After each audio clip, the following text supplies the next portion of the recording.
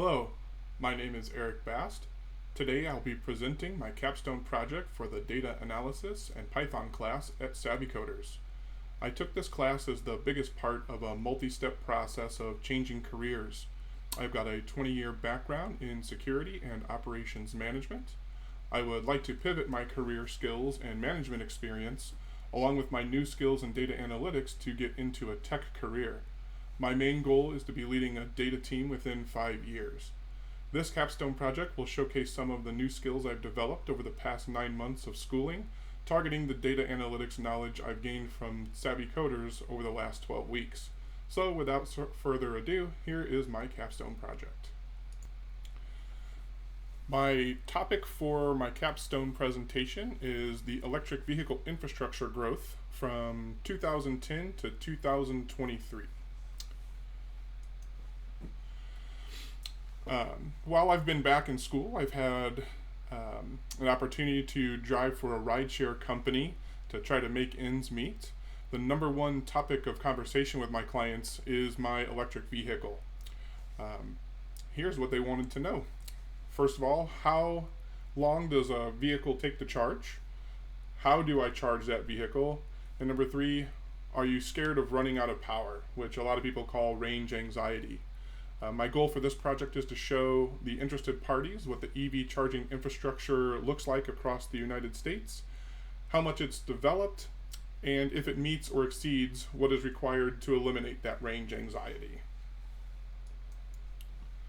The goals of this project that I have here in markup is to see how the electric vehicle charging station infrastructure is developing in the United States. Compare the different charging station companies to determine which ones are developing faster.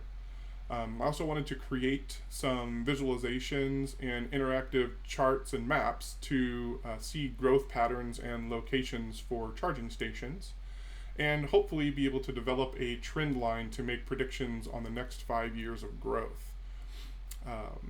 My main question is how is the electric vehicle charging infrastructure developing in the United States, and can we project the future of that development? The data sets that I used for this project are listed here.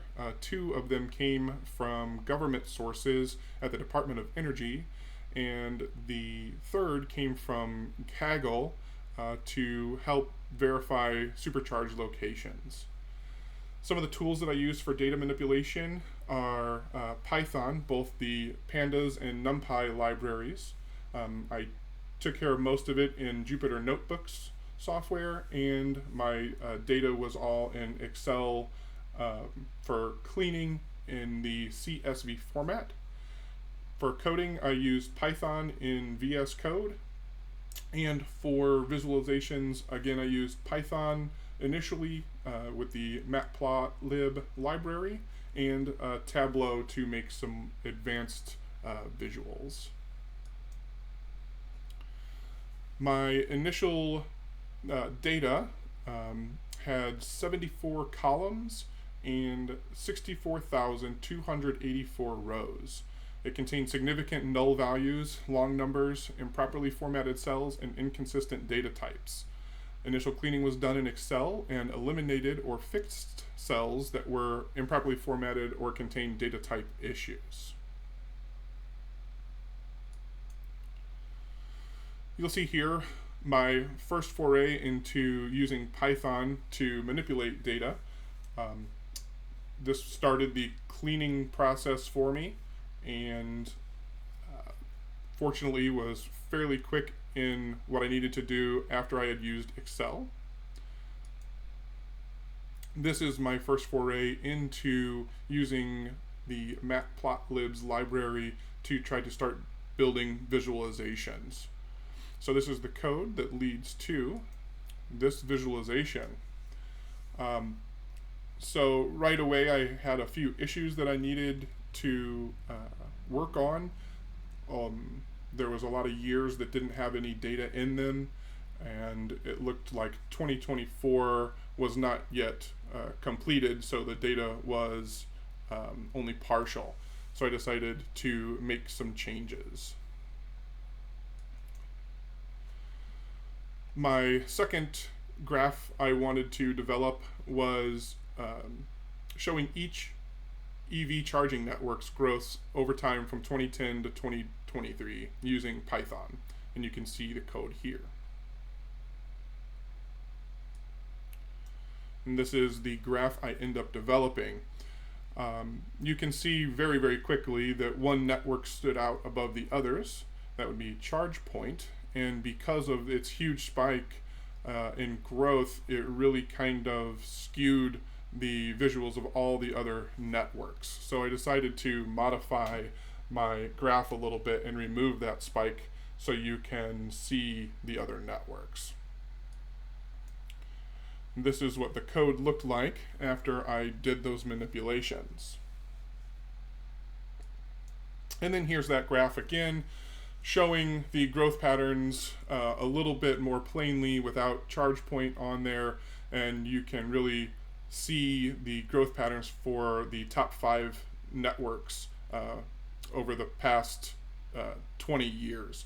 Again, the main project was focused on 2010 to 2025, and I really needed to get rid of some of that small, development data from 95 to 2010.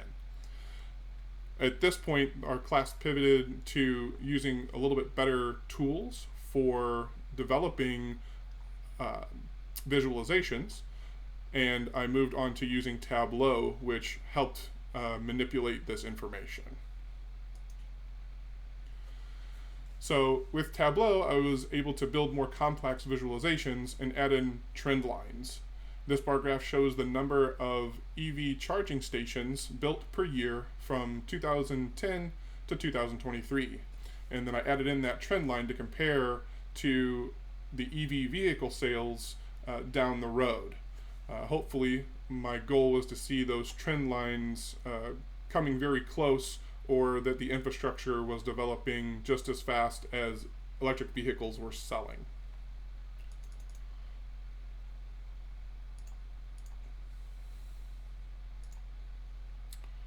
My next graph was developed in Tableau, and it shows what I was talking about in the last slide, that the electrical vehicle sales from 2010 to 2023, and there's a trend line here to compare to the growth of that EV charging network. You can see very quickly that starting in 2020, there's been a very fast growth. It's doubled almost every year in sales of electric vehicles. One of the questions that I get from my clients is, where are these chargers located? So with the data set that I had, I was able to put together some information on that as well. This next interactive map I developed to show how many charging stations we have across the country per zip code. And this is an interactive dashboard that allows you to select which state you want to view and automatically zooms to that state. So you can see very quickly how those charging stations are scattered across the different states. You are able to zoom in and look at your area that you live in, or where you might wanting to be visiting.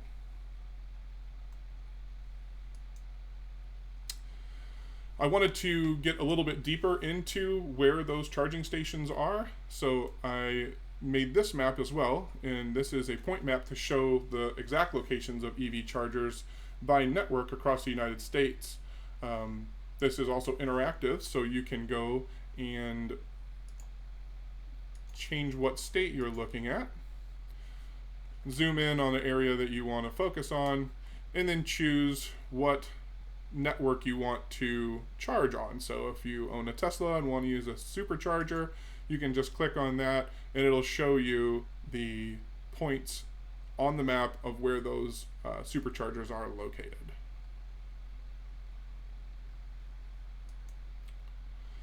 My next slide is a heat map that shows the density of charging networks across the lower 48 states. As you can see, most of the charging network infrastructure is centered around the large cities. You can also see that there's locations across the country enabling you to use an EV to get from coast to coast. You can see that there's more development that may be needed in the north central portion of the country as well. You can see what they call the flyover states. There's definitely some work to be done, specifically up in northern Montana, a lot of wilderness and things up there, but if someone wanted to visit those locations, they might have trouble finding a station.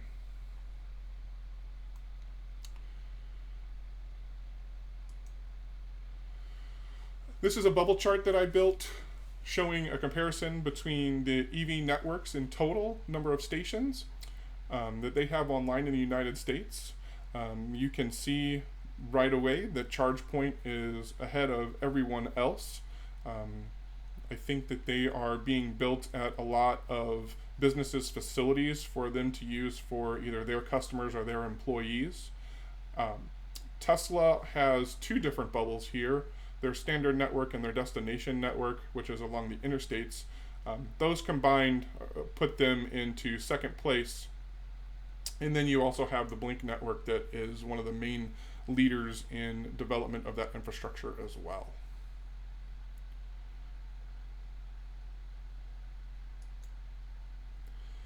And this is the trend line comparison between electric vehicle charging stations and the electric vehicle sales. So the solid lines you can see, the blue is the EV charging stations themselves, and the orange is the EV sales.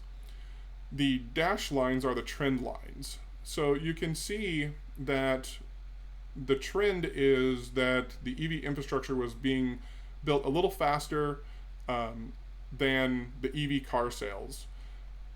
You can also see that at the end here, they have kind of swapped positions, and the EV sales is now starting to overshadow the amount of infrastructure build. That could mean a couple things. That the infrastructure is where we need it to be to support the EVs that are on the road, or that there's some other issue preventing that EV growth or EV charging station growth over time. So finally, the conclusions here is how has the EV charging infrastructure grown since 2010? It looks like the charging infrastructure appears to have grown to keep up with the increase in EVs on the road. What companies are leading the EV charge infrastructure? The data shows that ChargePoint is leading the market by a fairly wide margin. Blink and Tesla are next in line. There are many other companies that have joined in to build EV station chargings over the past few years. And is there a trend line that shows that EV charging infrastructure is keeping up with EV sales? The trend line looks similar for both EV charging stations and EV sales. However, the last couple of years have seen a dramatic increase in EV sales, while the EV infrastructure seems to have leveled out. Now that may change over the next 5 years, and it's kind of difficult to set a real prediction at this point with the information that's come over the last couple of years. That is my presentation. And please get in contact with me through Savvy Coders if you have any questions. Thank you very much.